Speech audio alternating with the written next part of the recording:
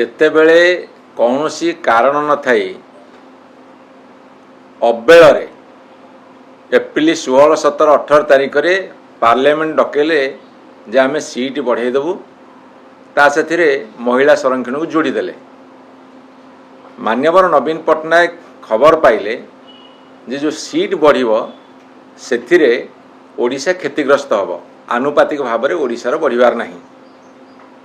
ଏବଂ ଏ କଥାକୁ ନେଇକି ଯେତେବେଳେ ତର୍କ ହେଲା, ମାନ୍ୟବର ନବୀନ ପଟ୍ଟନାୟକ ଚିଠି ଲେଖିଲେ ଯେ ଗୋଟେ 48 ଘଣ୍ଟା ଭିତରେ ଆପଣ ବିଧାନସଭା ଡାକନ୍ତୁ, ଓଡ଼ିଶାର ସ୍ୱାର୍ଥକୁ ରକ୍ଷା କରିବାକୁ ହେଲେ ଏଇଠି ବିଧାନସଭାରେ ଆମେ ଦାବି ରଖିବା କେନ୍ଦ୍ର ସରକାର ପାଖରେ। ସେତେବେଳେ ଶୁଣିଲେନି। ପ୍ରଥମ କଥା ହେଲା 16, 17, 18 ଅବେଳରେ କାହିଁକି ଡକେଇଲେ, ସେ ପ୍ରଶ୍ନର ଉତ୍ତର ଦେଇନାହାନ୍ତି। ଦ୍ୱିତୀୟ କଥା ହେଲା ସଂଖ୍ୟା ନଥିଲା, ଜାଣିଛନ୍ତି ବିଲ୍ ପାରିତ ହୋଇପାରିବନି, ଆଲୋଚନା କଲେ ନାହିଁ, ବିରୋଧୀ ଦଳକୁ କନଫିଡେନ୍ସ ଭିତରୁ ନେଲେ ନାହିଁ, ତଥାପି ବିଲ୍ ପେଶ୍ କଲେ ଏବଂ ପରାଜୟ ଲଭିଲେ। ଏବଂ ବିଲ୍ ଆସିବା ପୂର୍ବରୁ ଏମ୍ପି ମାନେ ଅନ୍ୟମାନେ ନ ଜାଣିବା ପୂର୍ବରୁ ଏମାନେ ଆଗ ପ୍ରଚାର ଲାଗିଗଲେ। ପ୍ରଧାନମନ୍ତ୍ରୀ ମୋଦି ଭାଷଣ ଦେଲେ, ନାରୀ ବନ୍ଦନ ଅଧିନିୟମ, ତାପରେ ଏଠୁ ସବୁଠି ମିଟିଂ ଫିଟିଂ କରି ପକେଇଲେ। ତାପରେ ପାର୍ଲାମେଣ୍ଟ ଭିତରେ, ଲୋକସଭା ଭିତରେ ମଧ୍ୟ ଅନେକ ଆଲୋଚନା କଲେ, ବିଲ୍ ପରାସ୍ତ ହେଲା। ତାପରେ ବର୍ତ୍ତମାନ ରାଜରାସ୍ତାରେ ଭାଷଣ, ଜାତି ଉଦ୍ଦେଶ୍ୟରେ ଭାଷଣ, ଏମିତି ବର୍ତ୍ତମାନ ବହୁତ ଡ୍ରାମା ଚାଲିଛି।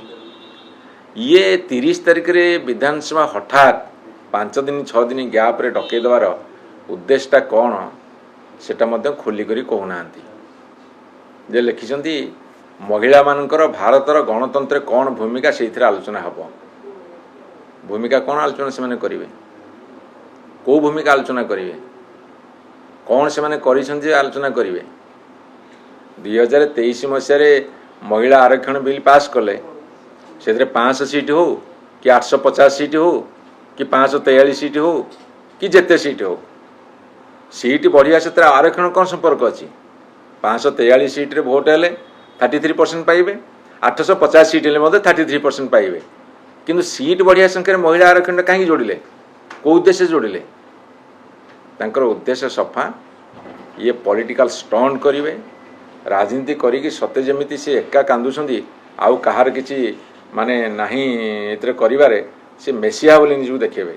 ମସିହା ହେବା ଥାଉ, 30 ତାରିଖରେ ତୁମେ କ'ଣ କରିବ ଆମେ ଜାଣିନୁ, କିନ୍ତୁ ଆମେ 30 ତାରିଖରେ ଦେଖାଦେଖି ହେବା, ଆଲୋଚନା ଯଦି ହେବ ଦେଖିବା। ଭାରତୀୟ ସମ୍ବିଧାନର ଅନୁଚ୍ଛେଦ 174 ଖଣ୍ଡ 1 अर्पित जो क्षमता प्रयोग पूर्वक भारतीय गणतंत्र महिला मानकर योगदान संपर्क में आलोचना करने निमंत्रण 17 जो विधानसभा स्वतंत्र अधिवेशन माननीय राज्यपाल सदैव समन कर महिला मानकर राजनीति रे योगदान कहीं महिला माने होचंती गोटे समाजर मुख्य कहले किसी अच्युत जदि जो समाज रे जो राज्य देश रे महिला माने जेते सशक्त जेते स्वावलंबी एवं गणतंत्र जेते भागीदारी से राज्य से देश से आगु को जाए।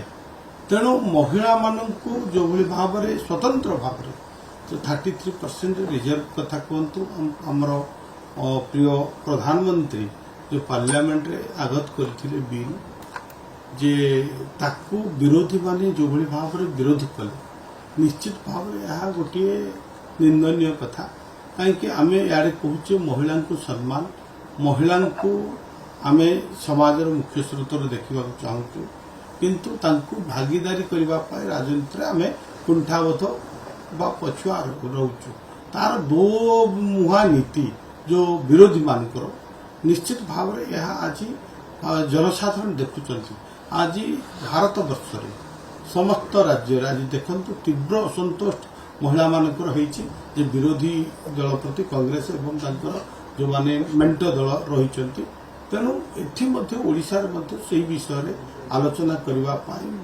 आमर विधानसभा ताकू आलोचना करने जो 17 विधानसभा स्वतंत्र अधिवेशन डका जाइए आसंता 30 तारीख। सर नवीन बाबू तो लिखिथिले मुख्यमंत्री को चिट्ठी जे स्वतंत्र अधिवेशन डका जाऊ एबे विरोधी माने कहउचंती जे विरोधी को कटाक्ष और समालोचना करबा पई ये स्वतंत्र अधिवेशन डका आइछि। शुणु चिट्ठी लिखिदेले यदि सब कार्य हो जाता चिट्ठी रे तो केवल उत्तर पाई जाते तेणु से ତାଙ୍କ ପାଇଁ କରିବାର ଆବଶ୍ୟକ ରହିଛି, ଆନ୍ତରିକତା ରହିବା ଆବଶ୍ୟକ ଅଛି।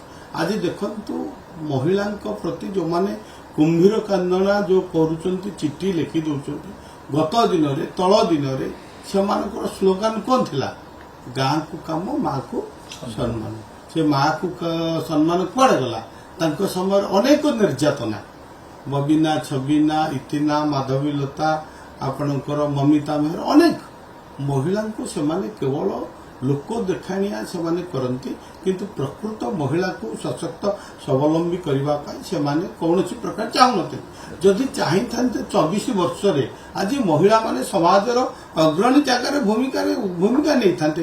କିନ୍ତୁ ଆଜି ଦେଖନ୍ତୁ ଆମ ସରକାର ଆସିଲା ପରେ ଆମ ପ୍ରିୟ ମୁଖ୍ୟମନ୍ତ୍ରୀ ଶ୍ରୀ ମୋହନ ଚରଣ ମାଝୀ ମହିଳାମାନଙ୍କୁ ସମ୍ମାନ ଦେବା ପାଇଁ, ମହିଳାମାନଙ୍କୁ ସଶକ୍ତ କରିବା ପାଇଁ, ମହିଳାମାନଙ୍କୁ ମାନେ ଆତ୍ମନିର୍ଭର କରିବା ପାଇଁ ଯେଉଁଭଳି ଭାବରେ କ୍ରାନ୍ତିକାରୀ ଯୋଜନା, ଯୁଗାନ୍ତକାରୀ ଯୋଜନା, ସୁଭଦ୍ରା ଯୋଜନା ଆଣିଲେ, ଆଜି ଅନେକ ମହିଳା ସେଥିରେ ସାମିଲ ହେଇ ଆଜି କୋଟିରୁ ଉର୍ଦ୍ଧ୍ୱ ମହିଳା ସେଥିରେ ସାମିଲ ଅଛନ୍ତି ଏବଂ ତାକୁ ମଧ୍ୟ ଆଗକୁ ନେବା ପାଇଁ ମହିଳାମାନେ ଆହୁରି ଗଣତନ୍ତ୍ରରେ ଭାଗିଦାରୀ ରୁହନ୍ତୁ, ସେଥିପାଇଁ ପ୍ରିୟ ପ୍ରଧାନମନ୍ତ୍ରୀ ଯେଉଁଭଳି ଭାବରେ ପଦକ୍ଷେପ ନେଇଥିଲେ ତାହା ହେଉଛି ସ୍ୱାଗତ ଯୋଗ୍ୟ ପଦକ୍ଷେପ ଯେ ମହିଳାମାନଙ୍କୁ ବିଧାନସଭା ଏବଂ ପାର୍ଲାମେଣ୍ଟରେ 33% ରିଜର୍ଭ ଦେବା ପାଇଁ।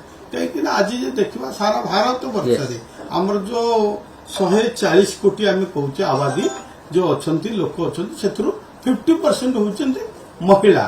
ତେଣୁ ସେମାନଙ୍କୁ ଆମକୁ ଅଧିକାର ଦେବାରେ, ତାଙ୍କୁ ସାମିଲ କରିବାରେ ଅସୁବିଧା କୋଉଠି ରହିଛି।